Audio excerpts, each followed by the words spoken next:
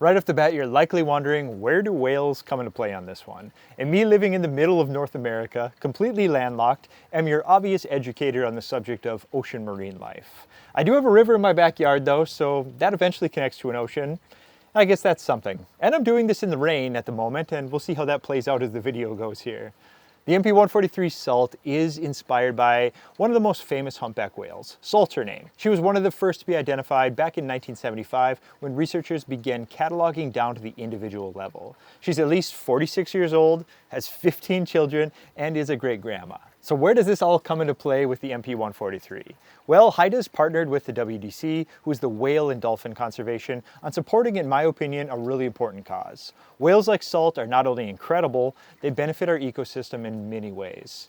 Plus, my daughter's favorite animal is a whale, blue whales for her, but because of that, I just couldn't say no to reviewing this one and bringing some awareness on the topic. One fun fact before we jump into the actual review, whales serve as kind of like an ocean gardener, maintaining the health of marine environments, cycling nutrients and fertilizing tiny plant-like organisms such as phytoplankton, which also reduce carbon. The amount of carbon dioxide captured by these phytoplankton actually is roughly equivalent to that absorbed by 1.48 trillion trees. So let's do all we can to protect these magnificent ocean gardeners. Some ways the MP143 are inspired by our friend Salt the whale is the actual exterior design. It's a CNC machined aluminum housing that has 14 lines that resemble waves or the baleen plates on the underside of a whale. I personally chose blue for my daughter's fascination with the blue whale, but they come in a few different color options as well. We also get ocean-friendly packaging. This likely isn't a surprise to anyone, but humans produce a lot of waste. 430 million tons of plastic alone annually. This is finding its way to oceans and threatening our already stressed ecosystem. The WDC has guided HIDIZS in introducing a plastic-free packaging for the audio products. As you can see looking at the box, the IEMs are still well protected, and instead of foam or extra plastics, they actually use layers of cardboard to fill the voids within the box.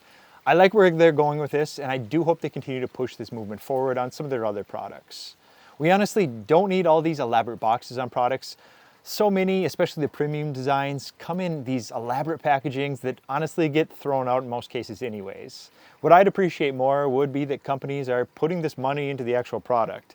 Let people know if they need, even if it's a marketing campaign. Something like, hey guys, the box may look like trash, and that's because it is. We put our efforts and money into giving you the best experience with the product rather than next week's trash. Hope you enjoy. Something like that. It could really be that simple. Quick request here, please consider liking and subscribing to the channel. The bigger we get, the more doors that are open for me in getting in new brands, different gear, things like that. Basically, helps the reviewer and you as the consumer. That's my shameless plug for the day. Now let's get into what you get with the MP143. A 14.3mm planar magnetic driver, a cable, nothing too much to write home about here. It's a transparent sleeve with a silver twisted pair. It's in line with expectations at this price point. You do get a couple options here as well when you purchase this. You can either get a 3.5mm or a balanced 4.4. You also get 3 sound tuning filters, high frequency, balanced, and low frequency. My preference here was the balanced filter, but it was also an interesting experiment to play around with different types of music that I was listening to. The filters change so easily, it just takes like a minute, and they can just simply be screwed on and off. You also get 2 almost Christmas trees of ear tips, 6 options to find your fit. I found the transparent ones provided a better seal for my ears than the more rigid black tips. I actually like what they did here for storing these over the usual little plastic bags that these include. The problem when they include all the tips in a tiny bag is you have to dig through there and try to find your matched pair, and it always just ends up like you have to dump the whole thing out to find them anyways, to find the pair.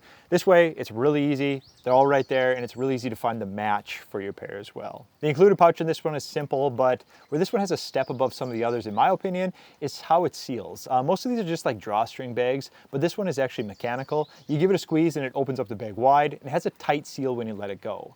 I doubt it's meant to be this, but when you do push these open, it kind of looks like a whale's mouth, kind of inhaling plankton, or in this case, maybe IEMs. You may or may not be aware of the previous designs, the MP145. This was their first collaboration with the WDC. It's a little bit larger, costs a little more, and offers more tuning options.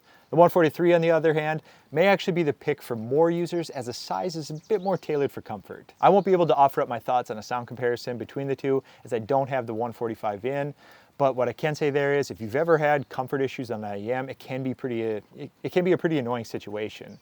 You know, it's like the constant adjustments, you just get that dull ache. So it's something to consider if you're shopping between these two products. As for listening tests, the equipment pairings I used were a Shitstack, a Midgard, and a Modius, as well as their smaller offering, the Hell 2. I also tested with the new WEEM Ultra, which does a surprisingly good job for the headphone amp that's included on that. I was worried that it was going to be an afterthought on an all-in-one like that, being it's pretty budget. But it did pretty well for non-demanding equipment. And finally, I just tested this with a lightning adapter going into a phone.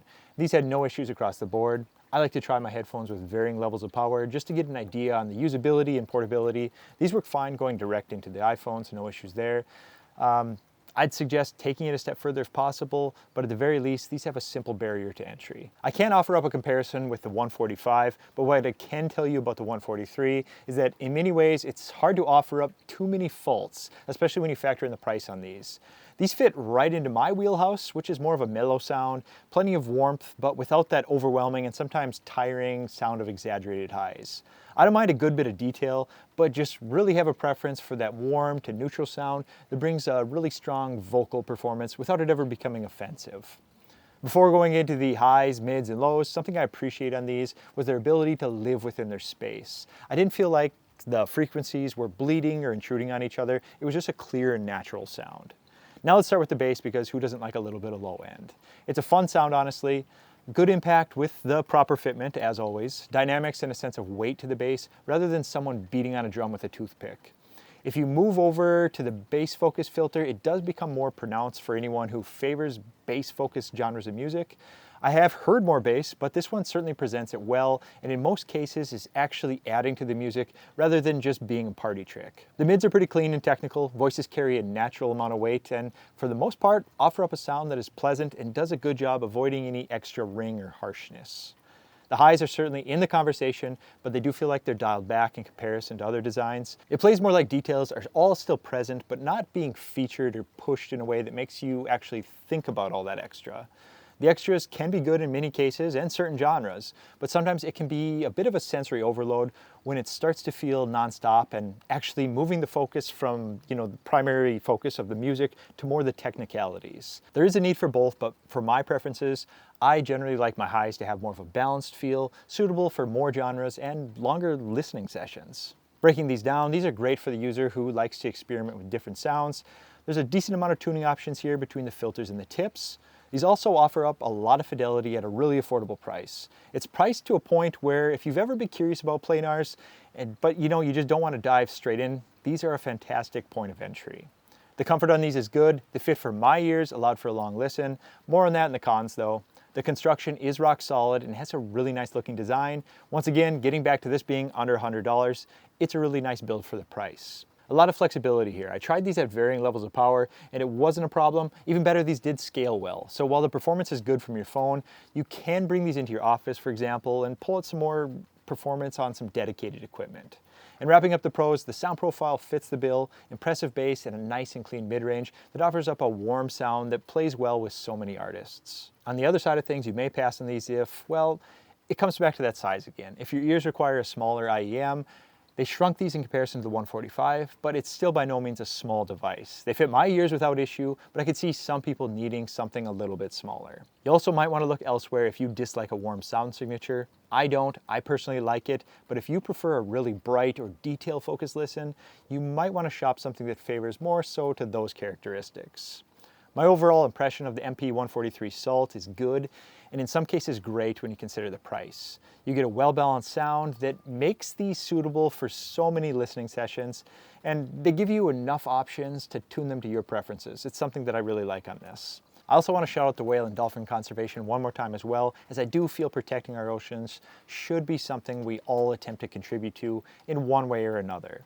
HIDIZS in this case is raising awareness and supporting the WDC's education programs, which is a big deal.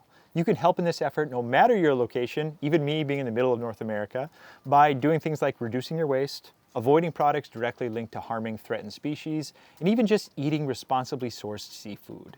If you guys, gals, subscribed, commented, and liked the video, I'd greatly appreciate it. Without your interactions, these videos wouldn't even be possible.